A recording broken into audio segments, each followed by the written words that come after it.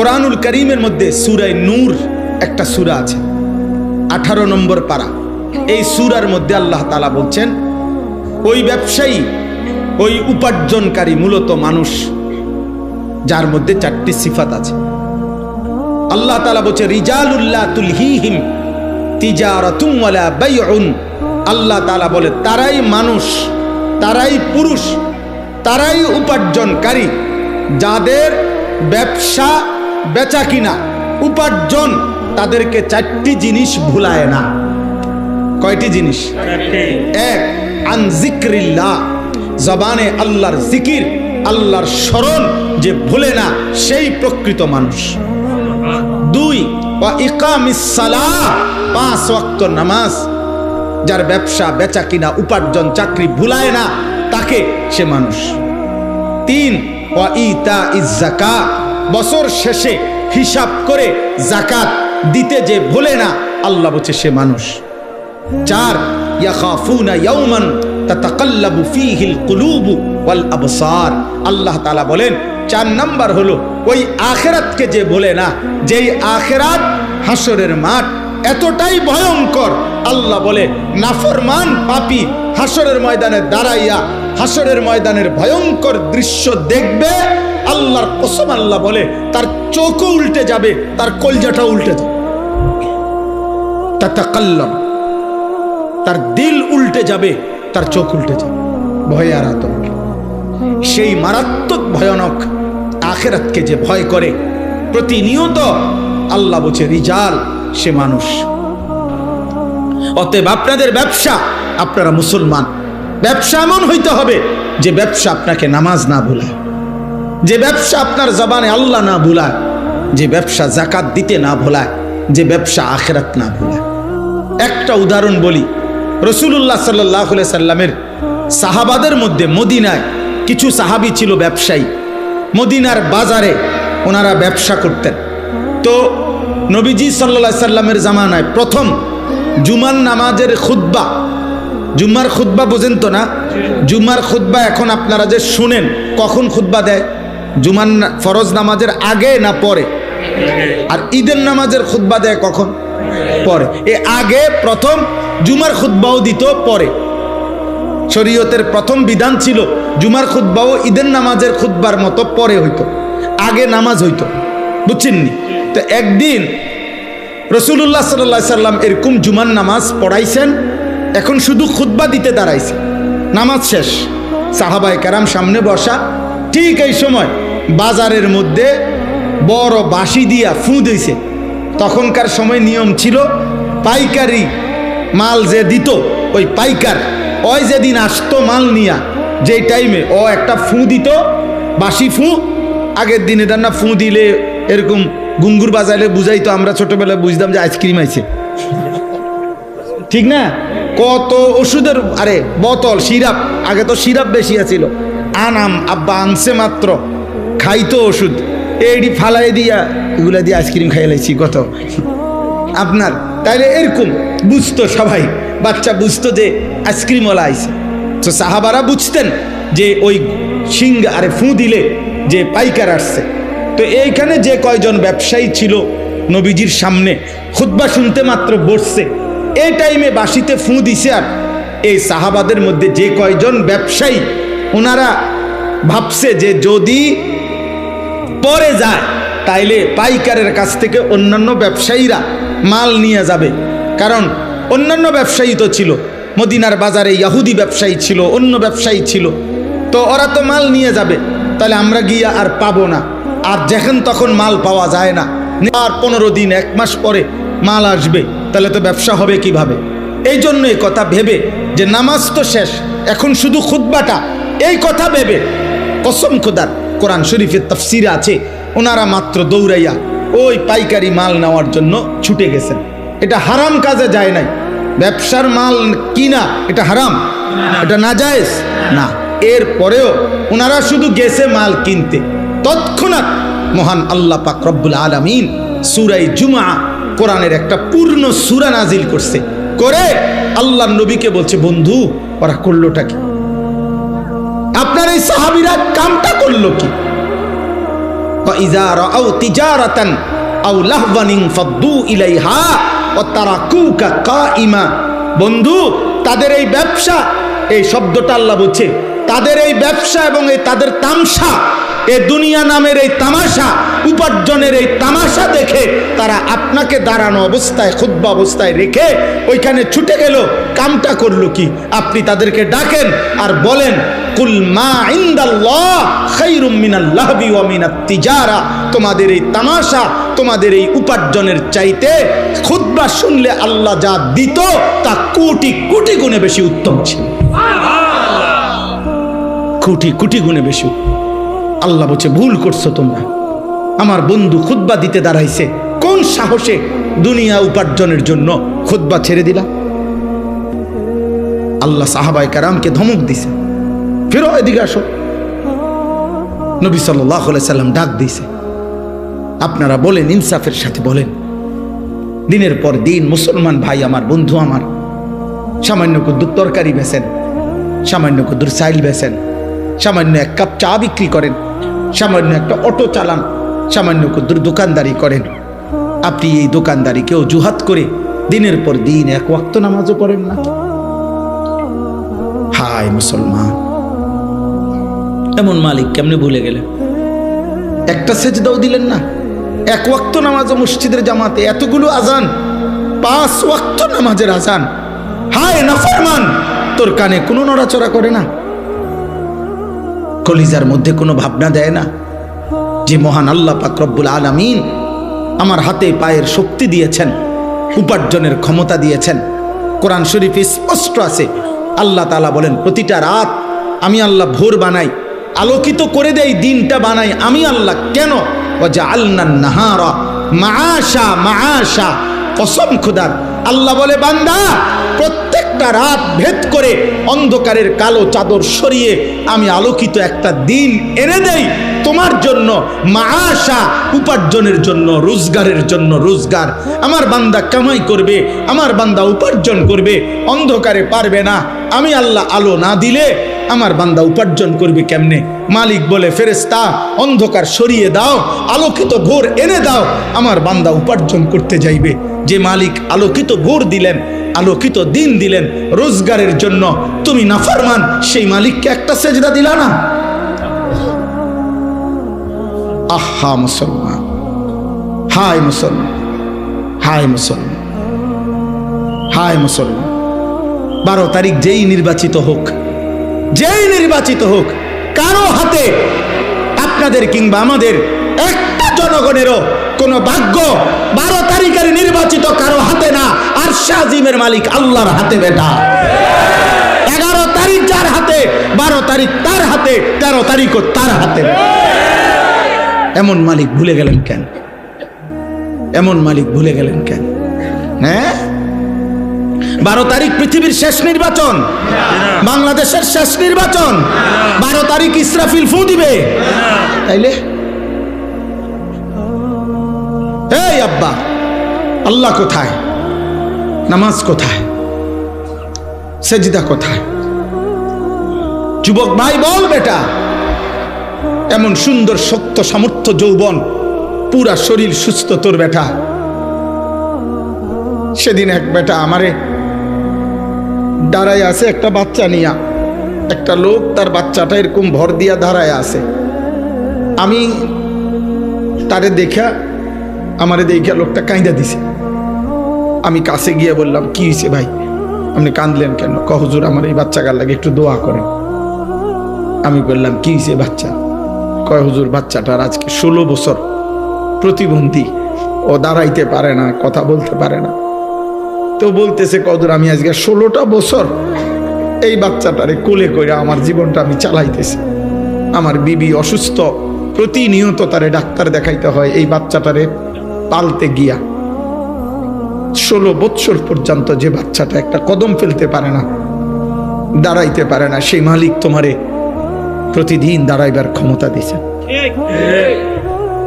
এমন মালিকরে কেমনে সেজদা দিলাম?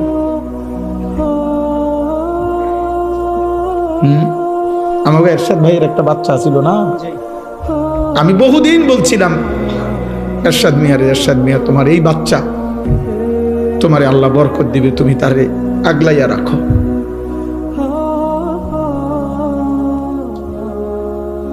এই জন্য দোস্ত, একবার ইনসাফ থাকলে আল্লাহ তাআলা জমিনে কিছু পঙ্গু, কিছু বিকলাঙ্গ, কিছু প্রতিবন্ধী, কিছু অন্ধ, বুবা, বধির কিছু মানুষকে আল্লাহ তাআলা এরকম আমাদের সামনে সৃষ্টি করেছেন। ওর সৃষ্টিকর্তা আল্লাহ যেন বলছে, বান্দা অল্প কিছু মানুষকে আমি এরকম বানাইয়া বাকি এই কোটি কোটি মানুষ তোমাদেরকে সবক দিতে চাই যে আমি চাইলে এমন তোমারও বানাইতে। কিন্তু তোমার বিবেক লাগলো না, বিবেক লাগলো না। আমার বাসার পাশে একটা ছেলে আছে, 11-12 বছর বয়স, চাঁদের মতো সুন্দর, চাঁদের মতো সুন্দর, এত সুন্দর ছেলেটা, ফুটফুটে চাঁদের মতো। এই ছেলেটা 5 ওয়াক্ত নামাজ পড়ে, মসজিদের জামাতে গিয়ে নামাজ পড়ে, কিন্তু ছেলেটা কথা বলতে পারে না, বোবা। আমি যখনই তারে দেখি কি যে করে, এমন এমন করে হাত দিয়া, মানে তার কলজাটা মনে হয় যেন ছিঁড়া যাইতেছে যে সে আমারে কিছু বলতে চায়, কিন্তু কিছু তো বলতে পারে না। অথচ এমন সুন্দর, বিশ্বাস করে দেখলে আমি যখনই তারে দেখি মাথা হাত বুলাই, কিন্তু ওই এমন এমন করে, কি জানি করে, মানে তার ভিতরটা 16টা বছর 12টা বছর যে বাচ্চা একটা শব্দ বলতে পারে না। এই পরিমাণ বয়সে তুমি আমি কি পরিমাণ কথা বলছো? এমন মালিক কেমনে সেজদা দিবা? বলো না আব্বা, বলো না ভাই, বলো। আলাম নাজআল লাহু আইনাইন ওয়া লিসানান ওয়া শাফাতাইন। আল্লাহ রাব্বুল আলামিন বলেন, বান্দা বলো না আমি কি তোমাকে 2টা চোখ দেই নাই? ওয়া লিসানান, আমি কি জিহ্বা দেই নাই? ওয়া শাফাতাইন, আমি কি 2টা ঠোঁট দেই নাই? আমি যদি 2টা ঠোঁট না দিতাম, তাইলে জিহ্বার কথা যদি শুরু করতা আর ভিতরের কথাগুলো যদি সব একবারে বাইর হইয়া যাইতো, আটকাইতে না পারতা, তাইলে তো কোটি কোটি মনের কল্পনা, পরিকল্পনা, ইচ্ছা, সব কথা যদি বাইর হইয়া যাইতো, শত শতবার, লক্ষ লক্ষ বার জুতা দিয়া ফিরতো মানুষ। কারণ আমগো দিলে এমন বহু কথা আছে, এটি যদি একবার বাইর হয়ে যায় সব, মানুষের শুনলে তো জুতা দিয়া ফিরবে। কিন্তু মানুষ এরপরে দ্বিতীয় কথা হলো, বলতে শুরু করছিল, এখন আবার হঠাৎ মন চাচ্ছে যে বলবে না, তো জিহ্বাটা, ঠোঁটটা থাকাতে তাৎক্ষণিক এটা বন্ধ করে দিলে আল্লাহ বলে তোমার কথা যেটা এখানে আসছিল এটা পিছনে চলে গেল। যদি এই ঠোঁট না থাকতো, একবার চালু করলে সব কথা যদি বাইরে হয়ে যেত, কি অবস্থা হতো? এই জন্য আল্লাহ বলে শুধু জিহ্বা দেই নাই, জিহ্বার কথা আটকাইবার জন্য 2টা ঠোঁটও দিছি। ওয়া লিসানান ওয়া শাফাতাইন, আমি কেন সেজদা পাবো না? এত বড় চোখ দিয়ে আমি কেন একটা সেজদা পাইলাম না বান্দা? আলাম নাজালিল আরদা মিহাদা ওয়াল জিবালা আওতাদা ওয়া খালাকনাকুম আজওয়াজা ওয়া জাআলনা নাওমাকুম সুবাতা ওয়া জাআলনাল লাইলা লিবাসা ওয়া জাআলনান নাহারা মাআশা ওয়া বানাইনা ফাওকাকুম সাবান শিদাদা ওয়া জাআলনা সিরাজান ওয়াহাজা ওয়া আনজালনা মিনাল মু'সিরাতি মাআন সাজ্জাজা লিনুখরিজা বিহি হাব্বান ওয়া নাবাতা। আল্লাহ বলে, বলো না বান্দা, পায়ের নিচের জমিন আমি কি তোমার জন্য বিছিয়ে দেই নাই? আমি কি তোমাদেরকে জোড়ায় জোড়ায় নারী পুরুষে সৃষ্টি করি নাই? পাহাড়গুলো আমি কি পেরেকের মতো স্থাপন করি নাই? 2 চোখের ঘুম আমি আল্লাহ কি এনে দেই নাই? আলোকিত দিনটা আমি কি দেই নাই? মাথার উপরে 7টা আসমান আমি কি বানাই নাই? সূর্যটাকে আমি আল্লাহ কি জ্বালিয়ে দেই নাই? আসমান থেকে বৃষ্টি আমি আল্লাহ কি নামাই নাই?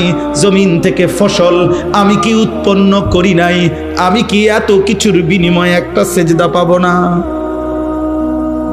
এই নাফরমান, বেনামাজি নাফরমান, তুই এখন উঠা যা, যা বেটা এখান থেকে বেটা। তোর মতো অকৃতজ্ঞ, বেয়াদব, অসভ্য, হাইওয়ান বেটা, মানুষ নামের কলঙ্ক বেটা, মনে রাখিস বেটা, যার কপালে সেজদা নাই তোর চাইতে বেয়াদব আসমানের নিচে জমিনের উপরে কোনো জানোয়ারও হয় না বেটা। কোন জানোয়ার এত বড় খারাপ না। কোন কুত্তারে জিজ্ঞাসা করিস, কুত্তা যে কুত্তা তুই সেজদা দেস না কেন, কুত্তা তোরে পাল্টা বলবে আমারে আল্লাহ সেজদা দিতে বলে নাই না ফরমান, এই জন্য আমি কুত্তা সেজদা দেই না। তোকে আল্লাহ 5 বার আজান দিয়ে সেজদা দিতে বলছে, তুই একটা সেজদা দেস না, তুই আমি কুত্তার চাইতে খারাপ বেটা। এই জন্য বুজুর্গানে দিন বলে ফজরের নামাজ যে পড়ে না, ভোরের কুত্তা আল্লাহর কাছে বলে আল্লাহ কোন বেনামাজিরে যেন প্রথম নজর আমি কুত্তা না দেখি। তোরে কুত্তা ঘৃণা করে। ভাত খায় বেড়া, ওটার ভাগ্য ভালো ভাত খায়। হুজুর ভাগ্য আল্লাহ দিছে ভাত কতটি। হ্যাঁ আল্লাহ দিছে, আমার 3 ফুট বিদেশ, আপনি 3 ফুট একেবারে বিদেশে আপনি আলগি দিয়ে লাইছে। আমরা জানি না, আমরা জানি না কার সংসারের কি হালাত। হ্যাঁ কার সংসারের কি হালাত আমরা জানি না। ফুট 3 যার বিদেশ, অন্য কিস্তি লন কেন? কথা বলেন না কেন? হ্যাঁ হ্যাঁ 90,000 টাকা মাসে কামাই, অহনো কিস্তি 4 টাকা। হারামখোর, কোনোদিনও কিস্তি শেষ হবে না বেটা। আল্লাহর নাফরমান, তোর অভাব কোনোদিন যাবে না বেটা। আমাদের মসজিদের ইমাম 10,000 টাকা বেতনে খোদার 30 দিন আল্লাহর গোলামি করে সেজদা করে বিবি বাচ্চা নিয়ে ইজ্জতের সাথে সংসার করে, আর কিস্তি লাগে না, কিস্তি লাগে না। আমাদের কিস্তি শেষ হইতো না। আপনি আল্লাহরে চিনেন না, আপনি চিনছেন কিস্তিওয়ালারে। আপনার জীবন কিস্তিতে যাবে। অতএব মানুষ হওয়া চাই, মানুষ ইনসান হওয়া চাই। আজকে রাত্রে নিয়ত করো, আজ রাত থেকে প্রিয় যুবক, প্রিয় কিশোর, আমি আমার সবটুকু কলিজা দিয়া বলতে চাই, মুসলমানের সন্তান নামাজ পড়ো, বলো ইনশাআল্লাহ। ফজরের নামাজ পড়ো ইনশাআল্লাহ। ফজর বিহীন একটা বিবেকের কাছে আমি আনিসুর রহমান প্রশ্ন করলাম তোমার কাছে, ফজর বিহীন মোমেন তোমার জীবন কাটবে আর কতদিন? সেই ছোট্টবেলায় পড়ছি আমরা, ছোট্টবেলায় প্রাইমারি স্কুলে কবি নজরুলের কবিতা, আমরা যদি না জাগি মা কেমনে সকাল হবে। বাহ, কি বলে গেছেন, আমরা যদি না জাগি মা কেমনে সকাল, কেমনে সকাল। এক বুজুর্গ বলছিলেন যে ভোরের পাখি যদি তোমার আগে জেগে যায়, মনে রেখো তুমি ব্যর্থ, তুমি ব্যর্থ। ফজরের নামাজ প্রচন্ড পাওয়ারফুল নামাজ। ফজরের নামাজ মোমেনের নামাজ। ফজরের নামাজে মোমেন আর মুনাফিক পার্থক্য হয়। আল্লাহ রাসূল সাল্লাল্লাহু আলাইহি ওয়াসাল্লাম, নবীজির সমস্ত সাহাবারা ওনারা বিশ্বাস করতেন ফজরের নামাজে যাদেরকে অনুপস্থিত দেখতেন ওনারা তাদের ঈমানের ব্যাপারে সন্দেহ করতেন, মুনাফিক ভাবতেন। কসম খোদার। হযরত আব্দুল্লাহ ইবনে ওমর বলছে, আমরা নবীজির জামানায় ফজরের নামাজে অনুপস্থিত দেখলে তাকে মুনাফিক ভাবতাম, সাফ মনে করতাম সেটা মুনাফিক। আল্লাহ আমাকে তৌফিক দান করেন, আল্লাহ আমাদেরকে কবুল করে নেন।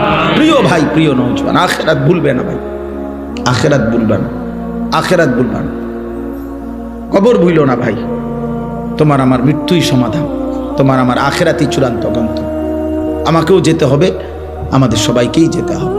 অতএব আজকে এই রাত গভীরে আমি আমার কথাটা বলবো, আমরা প্রত্যেকটা ব্যবসায়ী, আপনারা যারা ব্যবসায়ী, আপনাদের কাছে অনুরোধ, আল্লাহ নবী সাল্লাল্লাহু আলাইহি সাল্লাম ব্যবসার জন্য প্রচন্ড উৎসাহিত করেছেন।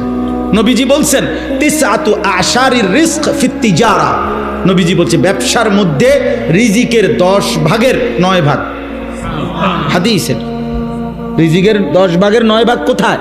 ব্যবসায়। ব্যবসা নবীজি সাল্লাল্লাহু আলাইহি ওয়াসাল্লাম, আল্লাহর নবী বলছেন আত-তাজিরুস সাদুকুল আমিন মা'আন নাবিয়্যিন ওয়াস সিদ্দিকিন ওয়াস শুহাদা ওয়াস সালিহিন।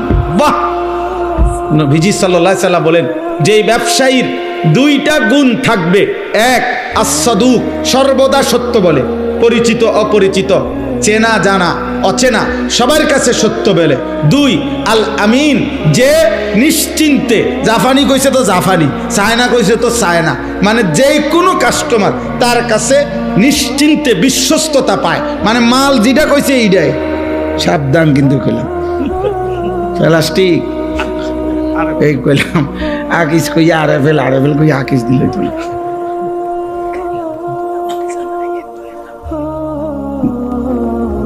তাইলে এই জন্য বললাম যে প্রত্যেকেই এটা আল্লাহ রাসূল সাল্লাল্লাহু আলাইহি ওয়াসাল্লাম বলেছে দুইটা গুণ, সব কথা কি বলে, সত্য বলে, আর বিশ্বস্ত।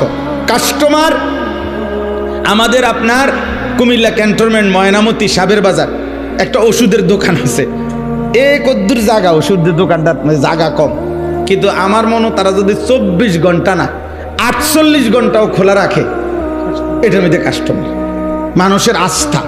আমি ইন্ডিয়া দিল্লিতে ডাক্তার দেখাইছি, দিল্লির প্রেসক্রিপশন নিয়ে এই সাবের বাজারে ওষুধ নিচ্ছি।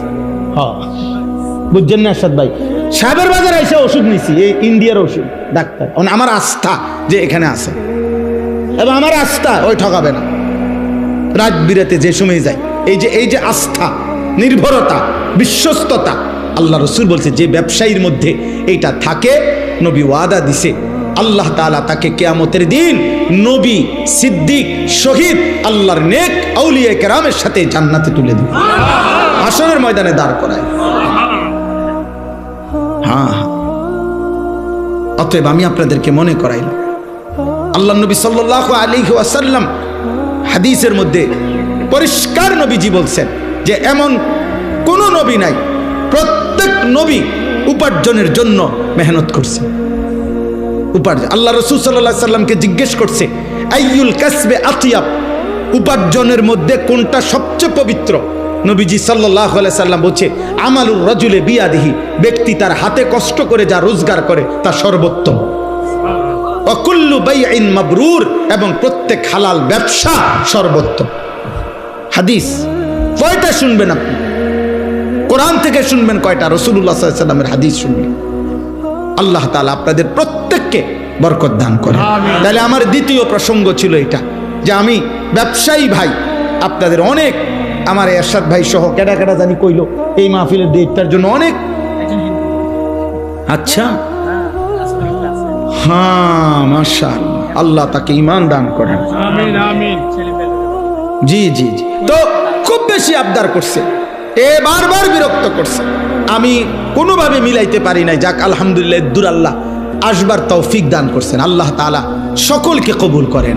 তাহলে আমার বলার উদ্দেশ্য হলো যে আপনাদের ব্যবসায়ী ভাইদের কাছে আমার অনুরোধ, ব্যবসায়ী ভাইরা দয়া করে প্রত্যেকেই হিম্মত করে যান। যে আমার একজন আপনজন আছে, আমার একজন দুলা ভাই, আলহামদুলিল্লাহ কম পক্ষে 27 থেকে 29 বছর বাজারের বড় ব্যবসায়ী এবং বাজার ব্যবসায়ী সমিতির সভাপতি হয়েছে কয়েকবার। 7টা দোকান একসাথে চোখের সামনে, এখানে একটা, এদের সামনে 6টা মার্কেট আছে, অনেক বড় ব্যবসায়ী। কিন্তু পুরা মহল্লা, পুরা বাজারের ব্যবসায়ী সকলেই সাক্ষ্য দিছে। আমি নিজে বহুবার জিজ্ঞাসা করছি যে 27 বছরের ভিতরে উনি বলছে আমার জীবনে কোনোদিন জামাত ফৌত হয়েছে এমন কথা আমার মনে হয় না, কসম খোদার। উনি বলছে, উনি এখনো বাইচা আছে। নামাজের জামাত, নামাজ না শুধু জামাত ফৌত হয়েছে, ছুটে গেছে, আমার এমন মনে হয় না। কিভাবে সম্ভব? এই উনার জিঙ্গান আপনি কিভাবে সম্ভব? আপনি যদি লাগে আমি মোবাইল নাম্বার দিব, আমি তো এনে আইয়ে সবসময় কোম্পানিগঞ্জ তো আমগই বাজার, আমি তো এনে বিভিন্নখানেই বসি আইসে। অতএব আমরা প্রত্যেককে আপনাদের কাছে অনুরোধ, আল্লাহ তাআলা আপনাদের প্রত্যেককে আখিরাতের ফিকির দান করুন। ঈমান আমাদের শ্রেষ্ঠতম সম্পদ, কালিমা আমাদের শ্রেষ্ঠতম সম্পদ। আল্লাহ যার রব, মুহাম্মদ সাল্লাল্লাহু আলাইহি সাল্লাম যার রাসূল, ইসলাম যার ধর্ম, কোরআন যার কিতাব, খোদার কসম এই কায়নাতের সর্বশ্রেষ্ঠ নিয়ামত আল্লাহ তাকেই দান করেছে।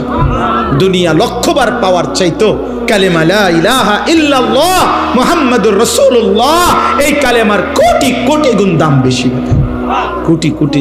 দুনিয়া 1000 বার না, আপনি দুনিয়া 100 বার পাইলেও দুনিয়া ছেড়ে দিতে হবে, ছাড়তে হবে কিনা? তো তাইলে আর এতবার পাইয়া লাভ কি? দুনিয়ায় মজার কিছু নাই, দুনিয়া উপভোগের কিছু নাই, দুনিয়া তৃপ্ত হওয়ার জায়গা নাই। কারণ আমি সেই আনিস 24 ঘন্টা আমার পাশে মৃত্যু তাড়া করে, অ্যাক্সিডেন্ট তাড়া করে, অসুস্থতা তাড়া করে। আমি প্রতি মুহূর্তে আমাকে ভাবতে হয় যে আমার মৃত্যু হবে, প্রতি মুহূর্তে আমার ভাবতে হয় আমার অ্যাক্সিডেন্ট হবে, প্রতি মুহূর্তে আমাকে ভাবতে হয় আমি অসুস্থ হয়ে যাব। তাহলে যার পিছনে মৃত্যু, অ্যাক্সিডেন্ট, অসুস্থতা সারাক্ষণ যার লগে লগে ঘুরে, তার আবার তৃপ্তি কিসের? তার আবার তৃপ্তি কিসের? তার আবার খুব বেশি আনন্দ কিসের? কোন রকম পারে না। কিন্তু জান্নাত, আল্লাহ তাআলা বলছে লা ফিহা গাউলুন, সুবহানাল্লাহ। আল্লাহ বলছে জান্নাতে বান্দা ঢুকবা, জান্নাতে এক সেকেন্ডের জন্য একটু মাথা ব্যথাও হবে না, মাথা ব্যথা। লাহুম মা ইয়াশাউনা ফিহা ওয়া লাদাইনা মাজিদ। আল্লাহ বলে বান্দা জান্নাতে আমি বান্দা যা চাইবে তাও দেব, ওয়া লাদাইনা মাজিদ। আমার বান্দার চাওয়া শেষ হইলে আমি আল্লাহ নিজের থেকে আরো কোটি কোটি নিয়ামত দিতে থাকব, দেবই দেব, দিতেই থাকব। জান্নাতে আল্লাহ দেবে। জাহান্নাম তার বিপরীতে কোরআনুল কারীম আল্লাহ বলছে ইয়াউমা তুকাল্লাবু ওয়ুজুহুহুমুন নার। আল্লাহ বলছে বান্দা মনে রেখো, উত্তপ্ত কড়াইয়ার তেলের মধ্যে মাছ যেমনে এই পিঠ ওই পিঠ করে ভাজে, চাপ দিয়া দিয়া, আল্লাহর কসম আল্লাহ বলছে জাহান্নামীদের গাল, চেহারা, শরীর জাহান্নামের আগুনে এই পিঠ ওই পিঠ করে উল্টানো হবে আর পোড়ানো হবে। দয়া করে নিজের উপরে রহম করেন। কেউ কাউরে মনে রাখবে না, স্বার্থপর এই দুনিয়া কাউকে মনে রাখে না। আমি আপনি মরে গেলে কেউর খবর নাই, কারো সময় নাই, কারো সময় নাই।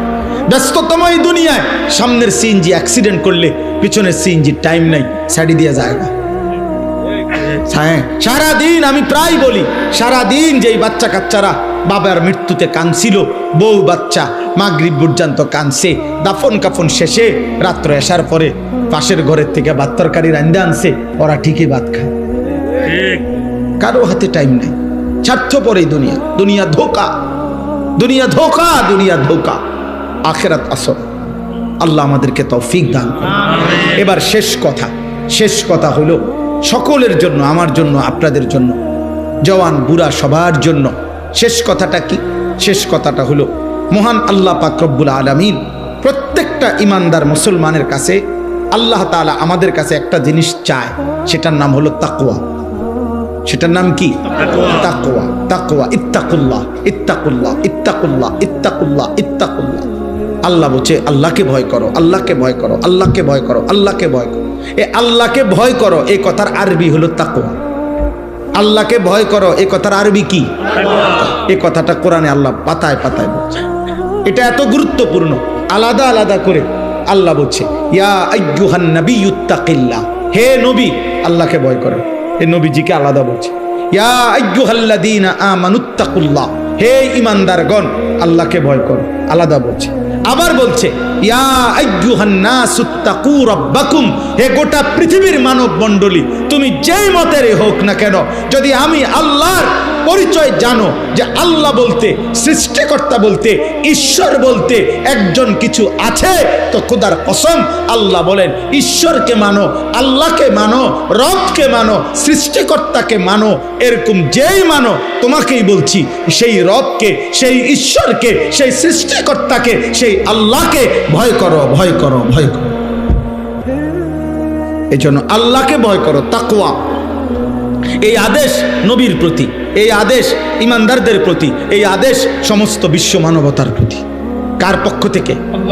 বলেন না, কার পক্ষ থেকে? এখন এই তাকওয়া মানে কি? আল্লাহর ভয় মানে কি? আল্লাহর ভয় মানে দুই জিনিস, গুনাহ বর্জন, আদেশ পালন। এটাই কথা। সমস্ত গুনাহ ছেড়ে দেওয়া, সমস্ত আদেশ পালন করা, সব গুনাহ ছেড়ে দেওয়া, সব আদেশ পালন করা।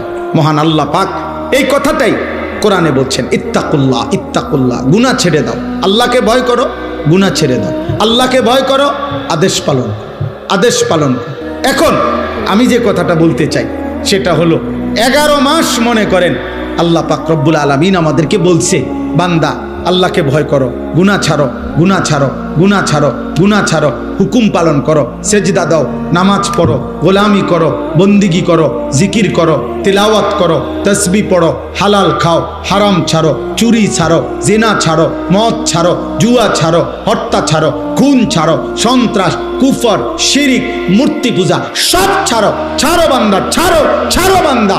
সব বাদ দিয়া আল্লাহ তাআলা এইবার ইমানদার মুসলমান পরিচয়ধারীদেরকে সর্বশেষ আল্লাহ বলছে, বান্দা এবার ঠিক আছে, 11 মাস তুমি কোনো গুরুত্ব দিলা না, বেশি ভুল করে ফেলছো, অনিয়ম হইছে, আচ্ছা যাও বান্দা, আমি আল্লাহ, তুমি মুমিন, তোমারে বলছি সব বাদ দিলাম, 11 মাস সব বাদ, এবার শুধু নতুন করে আমি একটা মাস দিতে চাই, মাহে রমজান। এই একটি মাসে আইয়ামাম মাদুদাত, গুনা গুনা 30 দিন অথবা 29 দিন, 31 দিন হবে না বললাম, সাফ কথা, যা কথা তাই কথা, 30 বা 29, এই 29 বা 30 দিন আমি বান্দা তোমার জন্য দিলাম, রমজানের একটা চাঁদ উঠাবো, তুমি এই 30টা দিন গুনাহ ছেড়ে দিবা, আমার হুকুম পালন করবা। আমি আল্লাহ 11 মাসে যেই নিয়ামত দিতাম, 1 মাসেই সে তাকওয়া তোমারে দিয়ে দেব, 1 মাসেই জান্নাতি বানায় দেব। যাও বাবা, একটা কথা মনে রাখবেন, এই শেষ কথাটার ক্ষেত্রে এই কথাটা মনে রাখতে হবে। মহান আল্লাহ পাক মূলত বান্দার ব্যাপারে, আল্লাহর ফয়সালাটা কি? আল্লাহর ফয়সালা মূলত আল্লাহ বান্দাকে মাফ করতে চায় বেশি, জান্নাত দিতে চায় বেশি। আমি এটা একটা উদাহরণ দেই আর কি বুঝার জন্য। আমার একজন খুব ঘনিষ্ঠ লোক, পরিচিত, আর অনেকবার আমার কাছে কিছুদিন আগে আর কি গেছে, একটা মাহফিলের লেগে মনে 5-7 বার 10 বার গেছে। তা আমি এইটা কই ওইটা কই, এমনি হেমনি ঘুরে গেড়াই, আচ্ছা আইয়ে নারী যাইয়ে নারী, আচ্ছা জান না, এমনি একদিন উনি খুব আবেগে মহব্বত করে আমার একটা কথা কইছে, হুজুর আপনি আমারে আগে কথাটা পরিষ্কার কোন, আসলে আপনি আমারে মাহফিল দিবেন না, বুঝছেন না কথাটা, এইটা আগে ক্লিয়ার কর হুদা, আমি বুঝছি আপনি আমার এই গুরানি গারানি বাদ দিয়ে যদি বলেন দিতেন না, শুধু এই কষ্ট দিয়েন না, সাফ কথাটা বলেন, আসলে কথাটা কি। তখন আমি এই কথাটা শুই না, আমার আর দিলটা নরম হয়ে গেছে, খাইছে রে বেড়ায় তাক্কারে জাগা তার দিছে। আমি বলছি না না ভাই, আল্লাহ দোহাই দিমু, আমরা জান আজকেই দিব মাহফিল, এখন দিব, তো দিছি মাহফিল। তো অর্থ হলে এই কথাটা বোঝানোর উদ্দেশ্য, আল্লাহ তাআলা যেন বান্দাকে বলে, বান্দা বিশ্বাস করো, আমি তোমাকে জান্নাত দিতে চাই, আমি তোমারে মাফ করতে চাই। বান্দা তুমি বান্দা, তুমি আমার দিকে তুমি একটু দেখো বান্দা, যে আমি তোমারে মাফ করার জন্য কত আয়োজন করছি, তোমারে মাফ করার জন্য আমি শবে বরাত 1 রাত সাজাইছি, 1 রাতে কোটি কোটি মাফ করি, তোমারে মাফ করার জন্য আমি শবে কদর 1 রাতে আমি আল্লাহ তাআলা 1000 মাসের রাত্রির চাইতে বেশি মাফ করে থাকি, তোমারে আমি আল্লাহ মাফ করার জন্য এত বড় শ্রেষ্ঠতম রমজান মাস দিয়েছি, যার মিনিট মিনিট সেকেন্ড সেকেন্ড হীরা মণি মুক্তা মানিকের মতো আমি আল্লাহ সেজদা দিবা একটা, আমার ফেরেশতা লিখবে 70টা। আমি আল্লাহ রহমত দিয়া সাজাইছি, মাগফিরাত দিয়া সাজাইছি, জাহান্নাম থেকে নাজাত দিয়া সাজাইছি। আমি আল্লাহ বৃহস্পতিবার দিবাগত রাতে গুনাহ মাফ করে থাকি, প্রত্যেক দিন তাহাজ্জুদ নামাজের ওয়াক্তে গভীর রাতে কোটি কোটি বান্দা আমি মাফ করি। তাহলে মাফ করার জন্য প্রতিদিন রাত্রে ঠিক করছি, বৃহস্পতিবার রাত্রে ঠিক করছি, শবে বরাত ঠিক করছি, শবে কদর ঠিক করছি, পুরাটা রমজান ঠিক করছি। এছাড়াও বান্দা 90 বছরের গুনাহ নিয়েও যদি কেউ আসে, আমি আমার বন্ধুকে বলছি, বন্ধু যদি সে সত্যিকার তওবা করে আমি একসাথে মাফ করে দেব। আসমান পরিমাণ গুনাহ নিয়ে আসলে মাফ করে দেব, পাহাড় পরিমাণ গুনাহ নিয়ে আসলে মাফ করে দেব, জমিনের বালুকণা পরিমাণ গুনাহ নিয়ে আসলে আমি মাফ করে দেব। তুমি এরপরে বলো বান্দা, আমি যদি তোমাকে জান্নাত দিতে চাইছি বলে কতভাবে আয়োজন করলাম, আমি আর কি বললে, আর কত সুযোগ দিলে তুমি জাহান্নাম থেকে মুক্তি পাইবা। আমি যদি বলি যে তাকে ভাই তোকে আমি আর কতবার বললে তুমি আমার কথাটা শুনবা। কোরআন শরীফে একটা আয়াত আছে, সাংঘাতিক কলিজাচ্ছের আয়াত, আমার এটা বেশি মনে হয়, আমি অনেকবার বলছি। কোরআনুল কারীমের সূরা মুরসালাতের মধ্যে আল্লাহ তাআলা 10 বার, এক সূরার মধ্যে 10 বার আল্লাহ একটা কথা বলছে, ওয়াইলুন ইয়াউমাইযিল লিল মুকাদ্দিবিন। আল্লাহ বলে মিথ্যাবাদী নাফরমানদের জন্য সেদিন জাহান্নাম, জাহান্নাম, জাহান্নাম, জাহান্নাম, জাহান্নাম, জাহান্নাম, জাহান্নাম, এভাবে 10 বার এক সূরার মধ্যে আল্লাহ বলছে। বলার পর শেষ, এই সূরার শেষ আয়াতটা আল্লাহ তাআলা একটা কথা বলছে, বান্দা ফাবিআইয়ি হাদিসিম বাদাহু ইউমিনুন, আমার বান্দা আমি আর কতবার বললে তুমি বিশ্বাস করবে। বুঝেননি? আমি আর কতবার বললে তুমি মানবা?